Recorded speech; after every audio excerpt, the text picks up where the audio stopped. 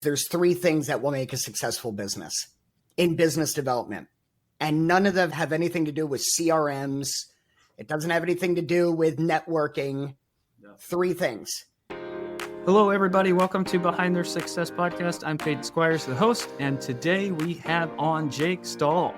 Jake is not your average consultant. He's a former top-tier sales trainer turned psychological strategist, the inventor of NeuroStrategy, and the visionary founder of CEO of Orchestraight, a first-of-its-kind intelligence platform that rewires how companies train, sell, and scale. Jake, welcome on Behind Their Success. I'm super excited for this. I was on Jake's podcast a little while back, and it was so good. We wanted to do this again. Thanks for having me, Peyton. I was really excited. It's quite an honor. Yeah, absolutely, Jake. So give us a high level, like, who is Jake? Tell us about you. Well, I call myself a neurostrategist at this point, but the background is I was a sales trainer had been for 30 years. I've done it across 6 countries, 47 states, and it's been a great ride. I think the whole reason I'm walking down this path right now is I got very frustrated with the way we were viewed as salespeople.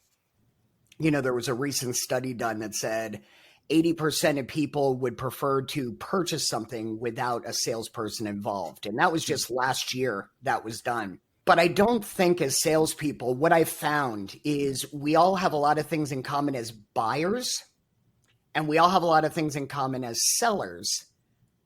But those things in common just don't meet. The sellers want to push. The buyers want to be understood. And very few people are hitting that middle ground. Mm-hmm. So my degree is in psychology. I have a master's certification and coaching certification in neurolinguistic programming. And I've been studying social psychology for so long, somebody owes me an honorary degree. So if the university just wants to step up and hand it over, I'll gladly walk this year at any time.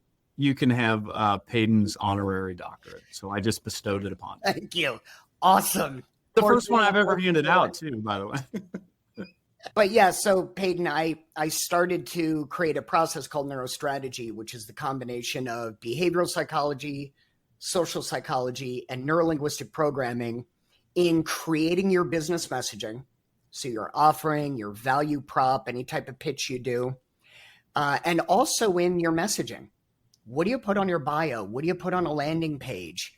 And Orchestraight does what I do live, which is carefully craft every word, even the sentence structure, to have the maximum impact possible.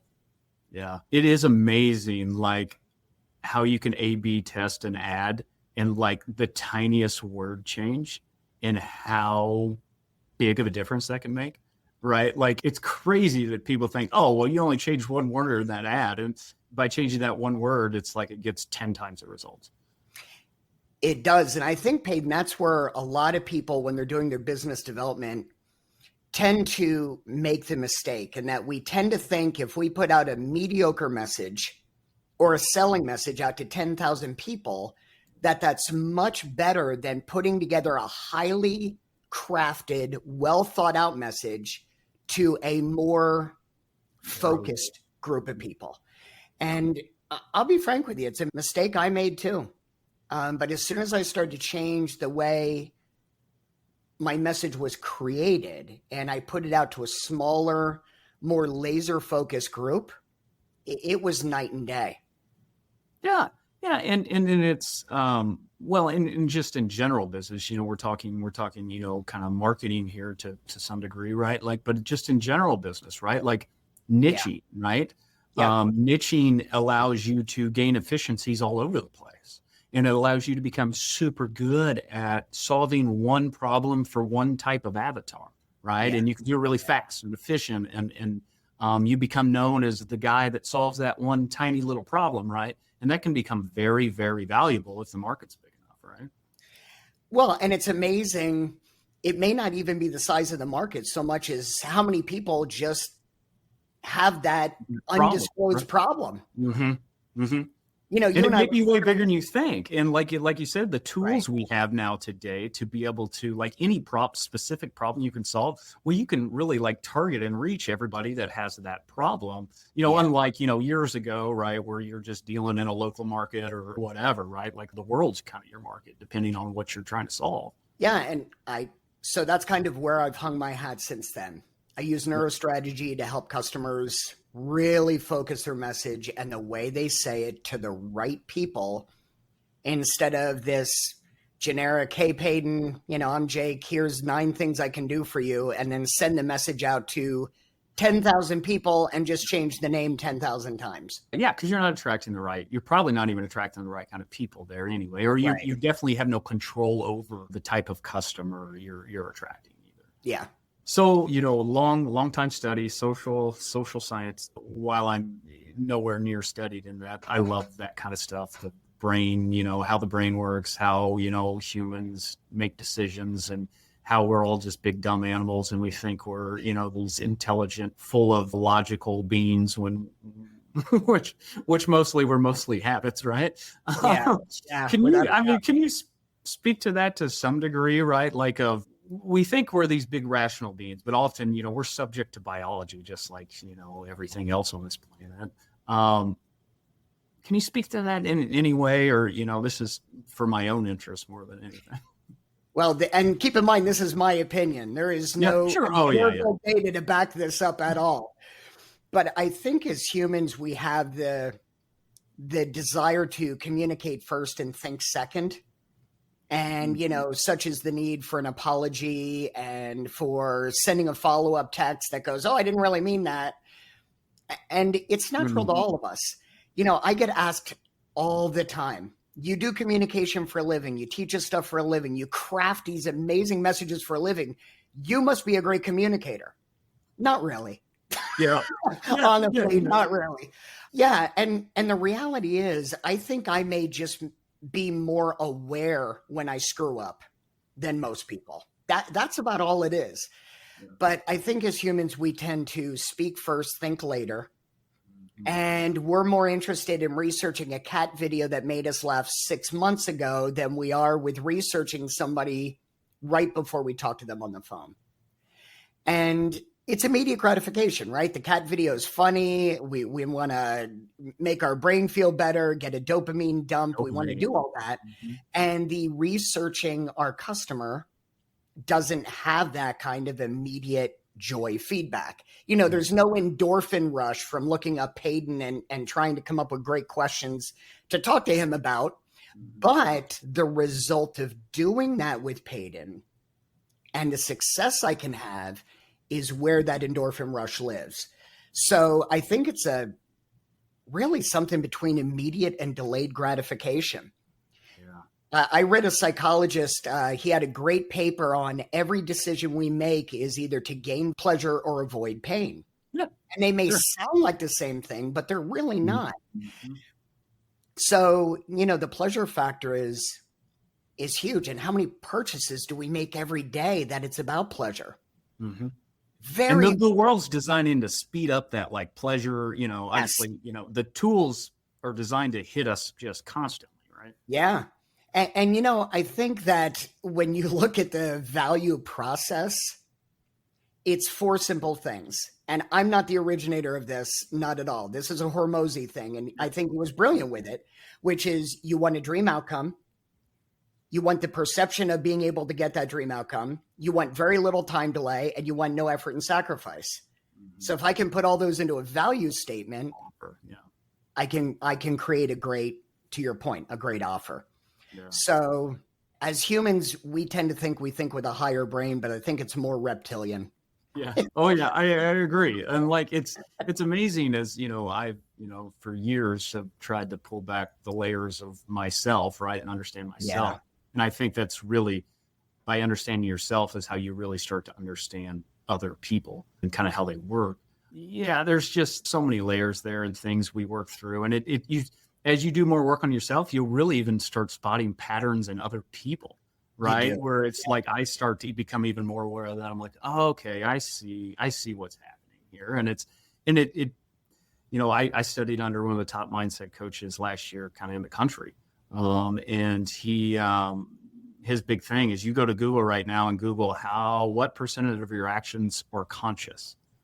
And it's 5%. 95% of what you do, you don't even know you're doing it. It's just a pattern running in your head and you think you have control over it.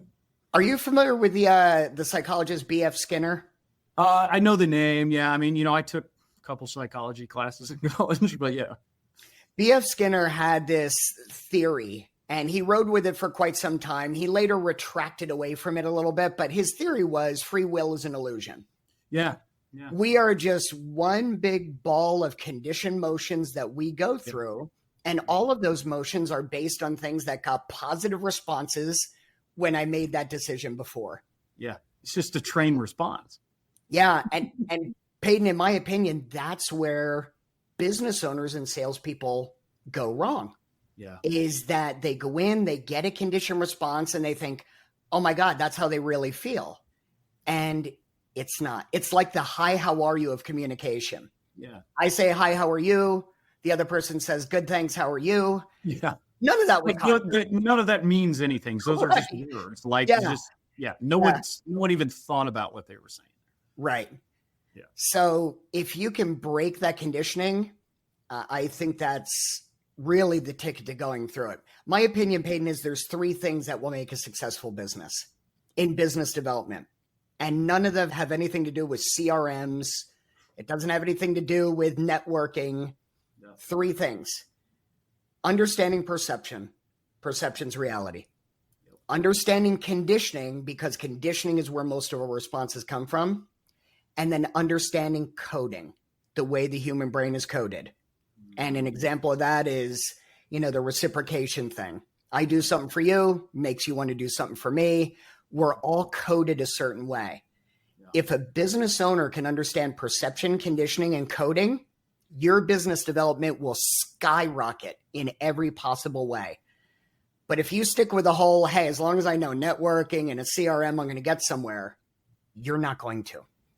Yeah. And I think it's understanding people. And, obviously this is huge in my industry because I'm really in a lot of professional services. There's a lot of like one-on-one type consulting, right? And it's, right.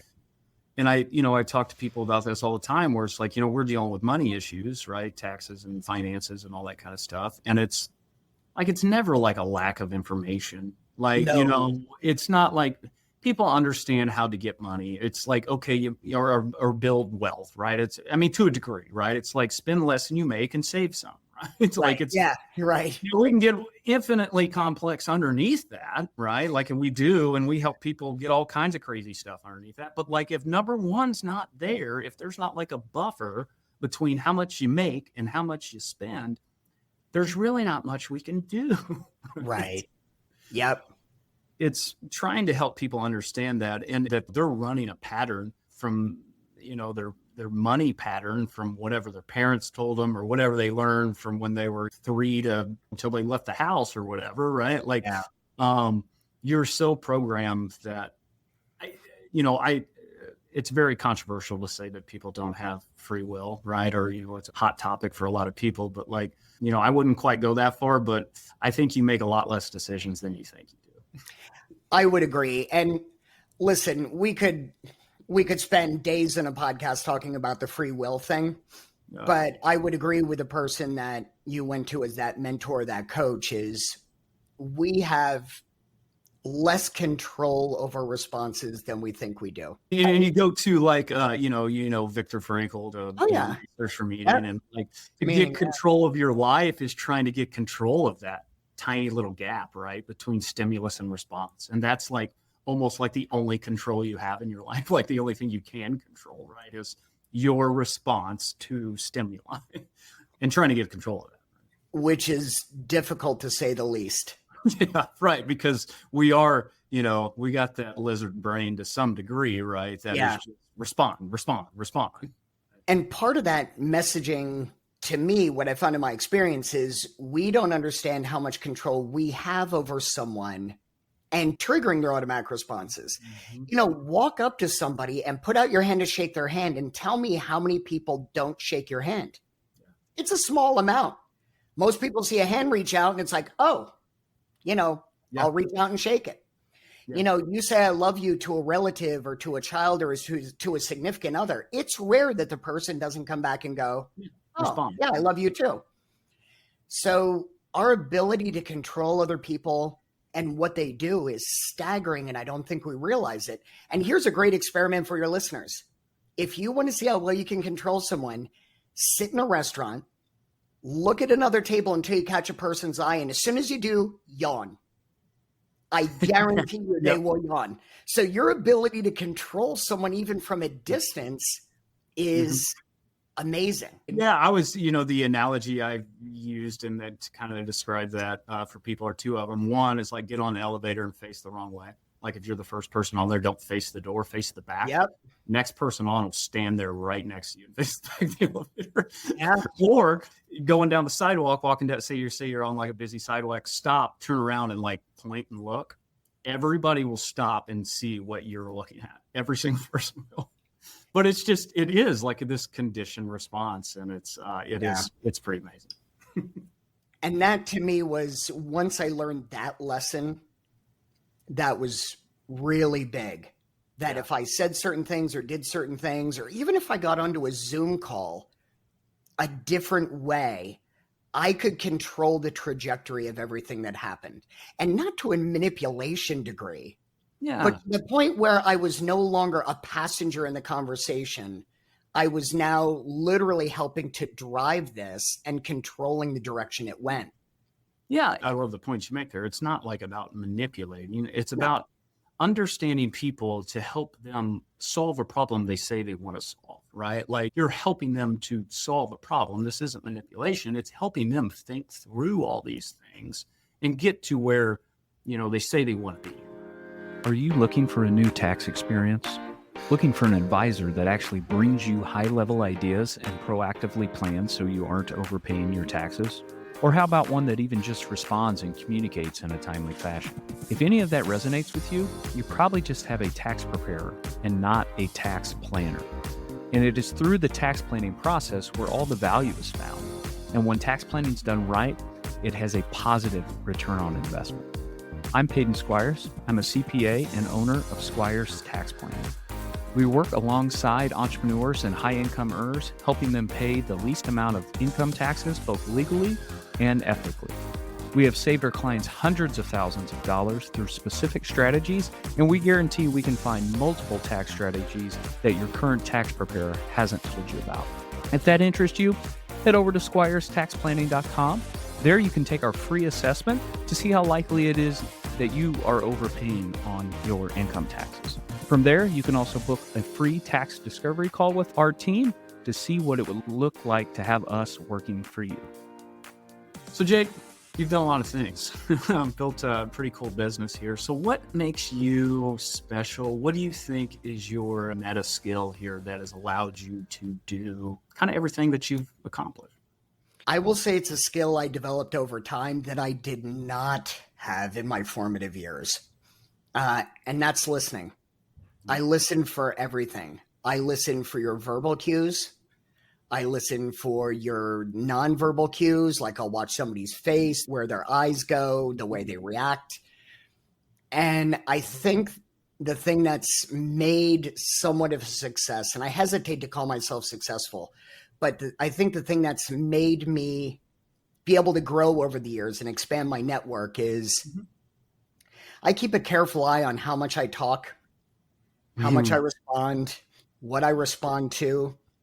And when I was a kid, it was not like that at all.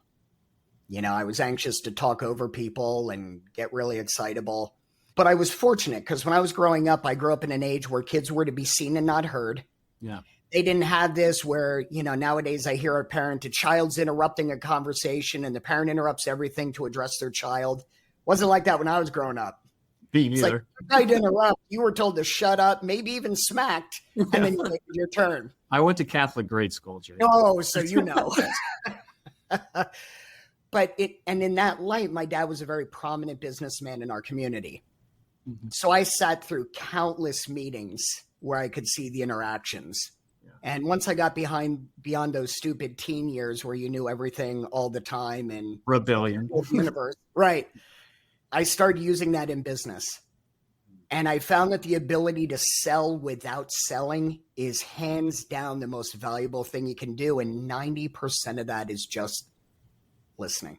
You know what's cool now, and you talk about listening and taking it down to a tactic or whatnot, but like AI makes that really amazing now, right? So you can have every meeting and you can get off that meeting and I will know the percentage that Jake talked, that Peyton talked, that anybody talked. So it's amazing the tools you can have, like from a sales perspective, you want to get tactical.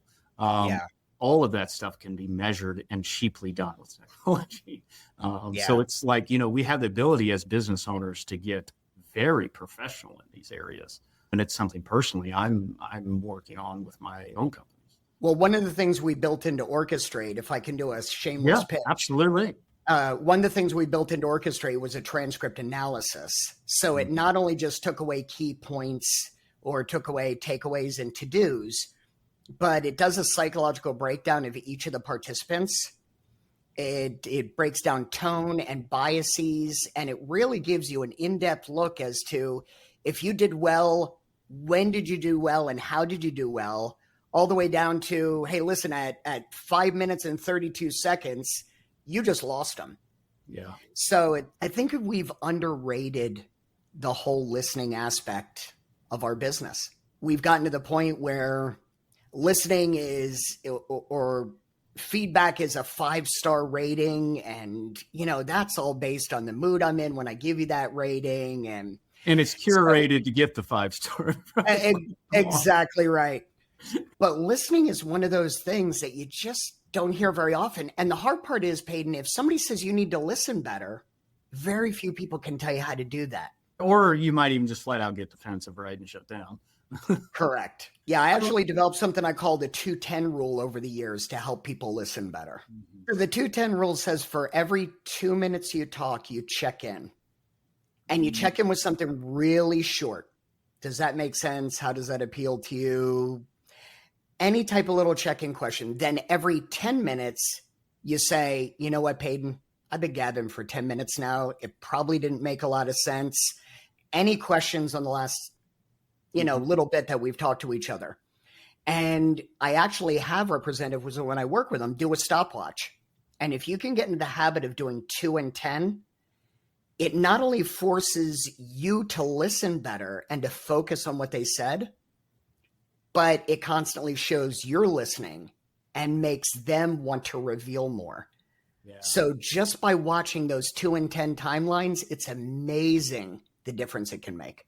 Wow. Yeah, no, that's, I don't know that I've ever heard that tactic before. That sounds very, very practical. Yeah. Well, it's fascinating because one thing I heard, oh my God, many, many moons ago, because I was born like 5 times many moons ago. And one thing I heard was for every 10 minutes you talk, you generate 2 minutes worth of questions. Mm-hmm. And I thought, wow, that's fascinating. So I thought if you turn that on its head and you check in every 2 minutes, then try to summarize it every 10 minutes, maybe it'll make a difference.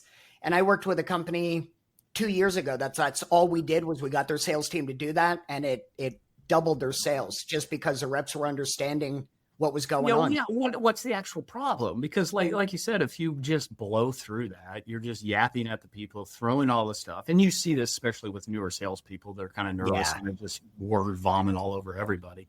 Yeah.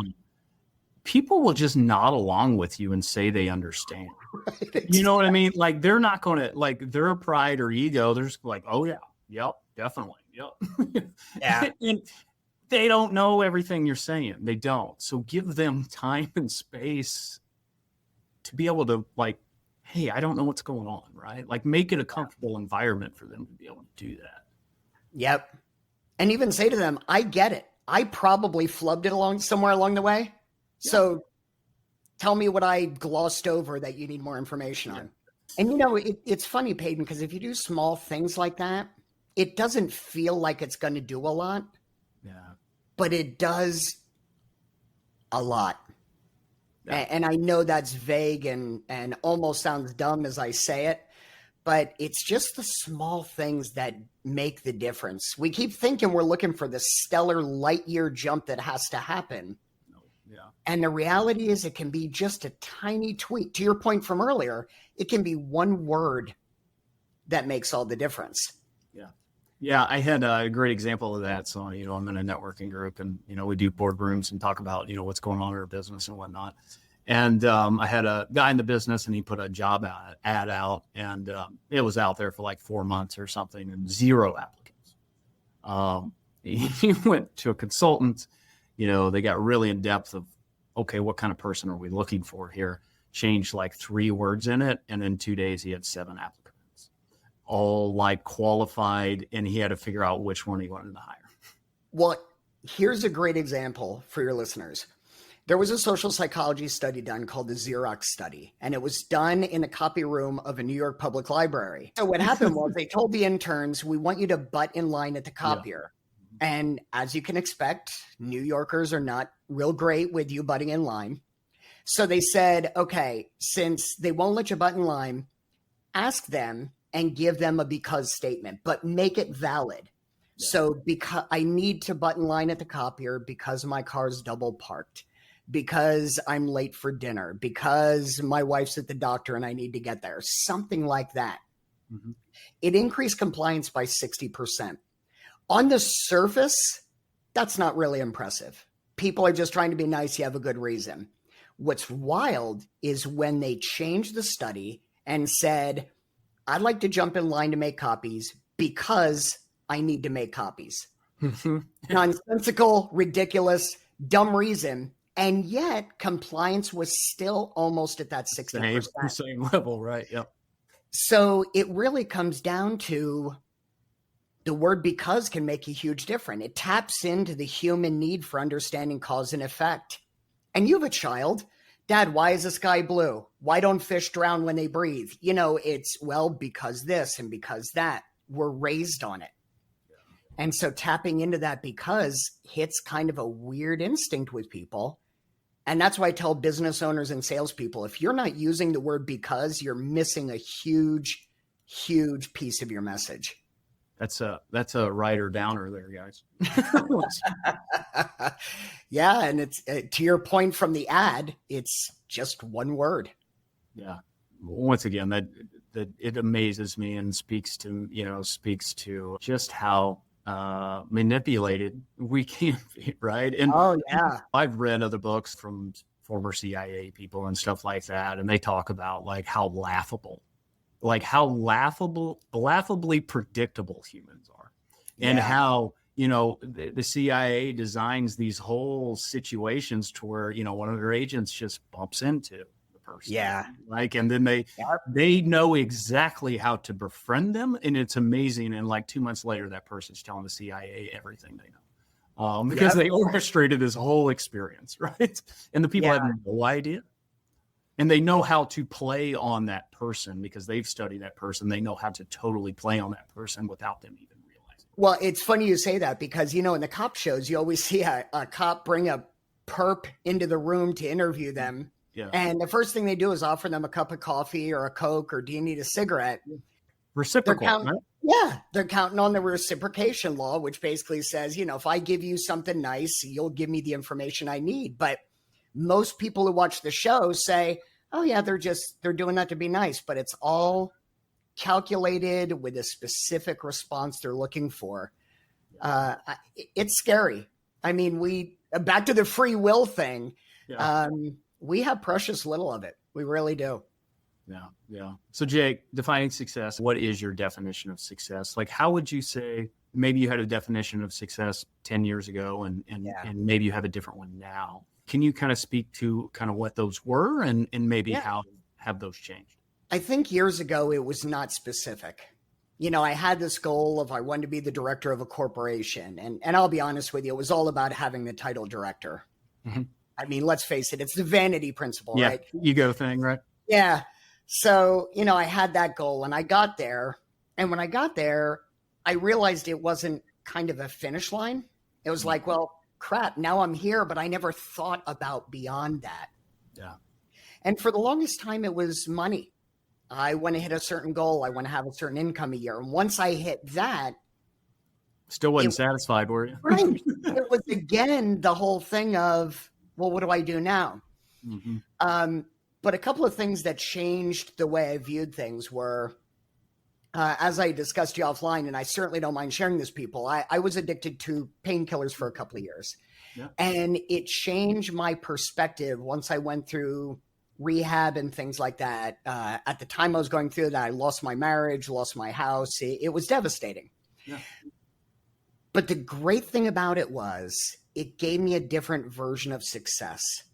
And after that, my version of success was, I'd like to be married again, but to somebody where I look forward to being with them at night. And I love the conversations. And my health became a success marker. And it was no longer about money. And what's really weird is when I lost track of the money, I got more of it. Yeah. When it became more about just being happy and pursuing passions, the money followed. So it was just kind of a bizarre thing for me that success was first about a dollar sign. Yeah. And when it became more about pursuing what made me happy, the dollar signs followed. Yeah. And I'm not sure I have a great rational reason for that, but it was a weird life lesson that I've kept with me. Now I just follow my passions, and I'm amazed at how many opportunities just open up because of that. And that leads to the money. Yeah.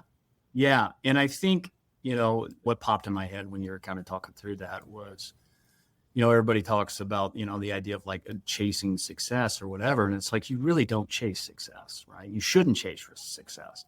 You should attract success.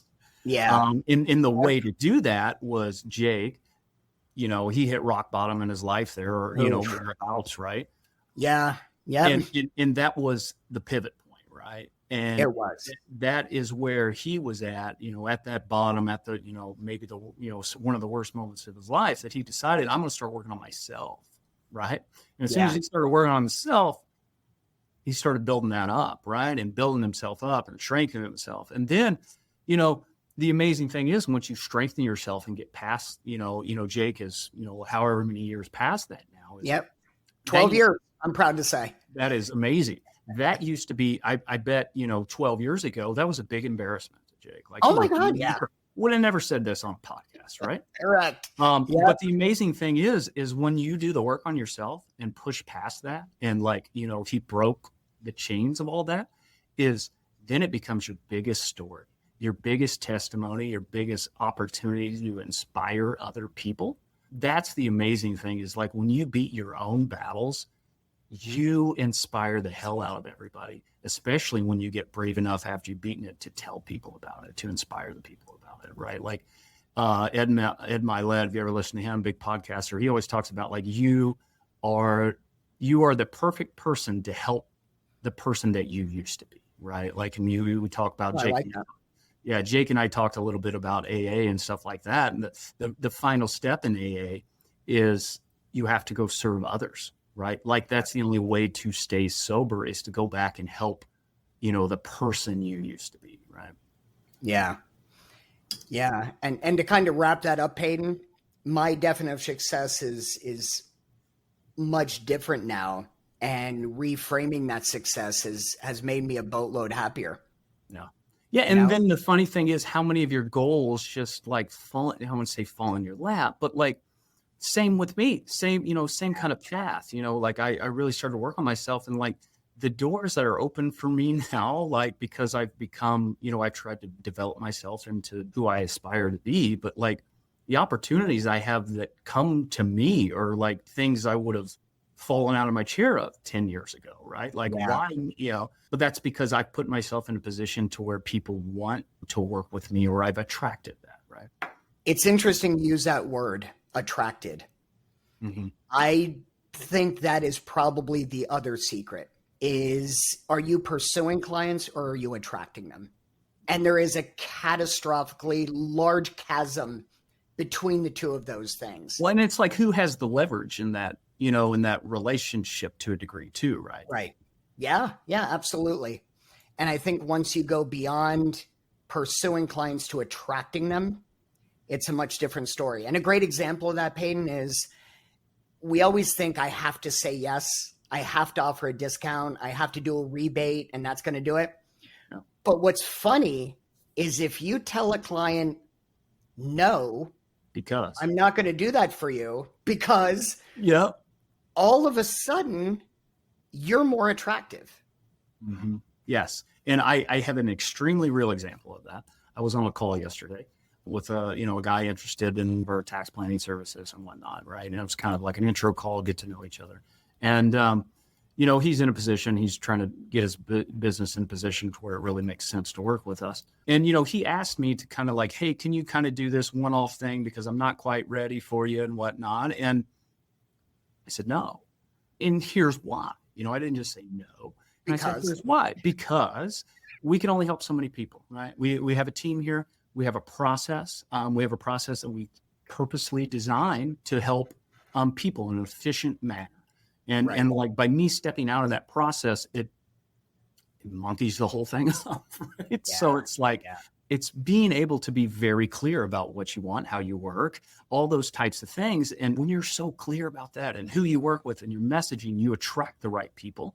And people will come to you that want that stuff. And it's either like, hey, get on the train or get off, right? It's not like it's not a sale thing. I'm not trying to convince anybody ever to get on the train.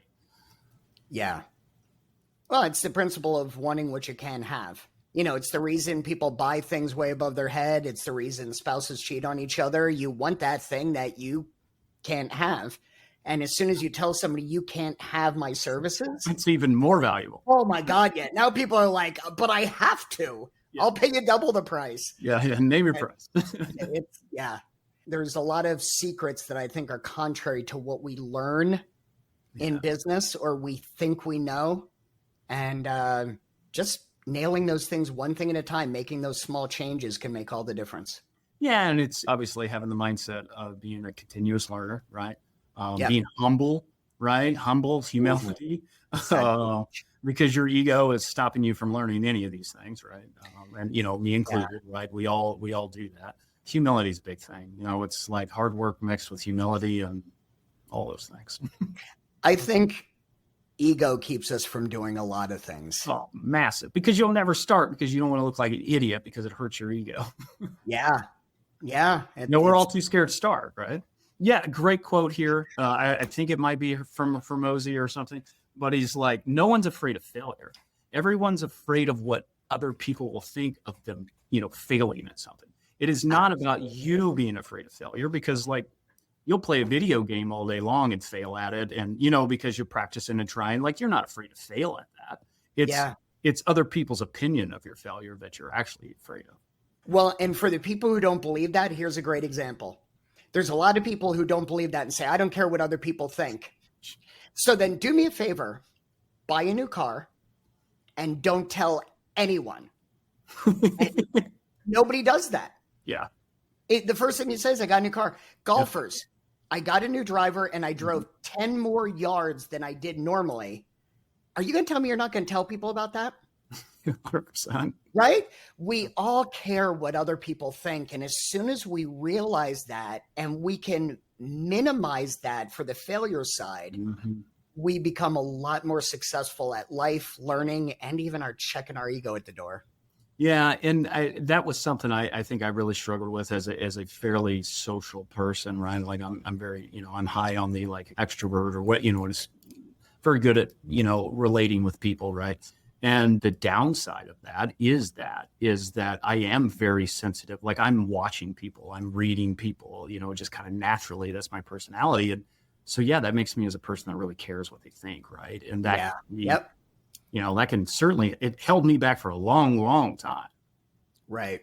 And listen, there's nothing wrong with that inherently. So it's just how much do you care and how much do you let it dominate your ability to move forward? That I think is the real question. Yeah. To some degree, you need to be a polite member of society to have the benefits, right, of being a member of society. But then at the same time, like it really pays to be contrarian in certain ways, right? Because like you follow the crowd, like at best you're going to get average results, right? There's certain ways you're going to be like, okay, the crowd does this stupid, I do it this way. And there's advantages in that too. So you got to spot those right things. Well, and look at the people who took that philosophy and what they did. Walt Disney, one of his famous sayings was, I look at what everybody else does, and then I do the exact opposite. Now, granted, he filed for bankruptcy 5 times in his process. Yeah. But, I mean, look at what he built. Who doesn't know Disney? I mean, could we argue that Mickey Mouse isn't one of the top 1 or 2 most recognizable characters on the planet? Yeah, I mean, of all humanity, right? Like, literally, like all of humankind, like he's got to be, top 20 or something, right? Right. Yeah. It all started with a mouse. Yeah. And, well, by the way, I live about an hour and a half south of his boyhood home in Marceline, Missouri, a tiny little farm before the family like were unsuccessful farmers here and then moved out to California. Nice. So they had a lot of business problems for sure. Nice. Yeah. Well, Jake, man, this has been an amazing conversation. You're fantastic to talk to. What's the best way people can connect with you, get to know more about you, your company, or just, kind of follow you and soak up your knowledge? Well, you can reach me primarily on LinkedIn, and that's under Jake Stahl, Stahl on LinkedIn. I'm the one that looks like me. For those of you listening to only the audio, I also have a company called Orchestraight. And that's Orchestraight, where the straight is spelled STRAIGHT. And you can also find orchestraight.com, which is the AI that's created to think like I do about things and create high impact messaging. So you can contact me through either the website or you can contact me on LinkedIn. Awesome. Jake, appreciate you. Anything you want to leave for the listeners before you go? I would just say take it one day at a time and do incremental changes each day, even if it's just 0.5%. And at the end of the year, you'll be amazed at how far you've come. 100%. If you want to change anything in your life, like find one tiny thing that you do daily and change that. Wait a year and see how far that gets you. And you let that thing compound out. It makes a big difference. Jake, appreciate you. Listeners, we'll catch you next time. Thank you so much for listening to the podcast. If you found it valuable, please rate, review, and share it. That is the best way to help us build this and reach more people, as we're trying to accomplish our goal of help creating more healthy, wealthy, and wise entrepreneurs. You can follow us on social media by searching for me, Peyton Squires, or going to PeytonSquires.com. On the website and social media, we're always sharing tips of personal growth, and there we can actually interact. I'm looking forward to it. Thanks, guys.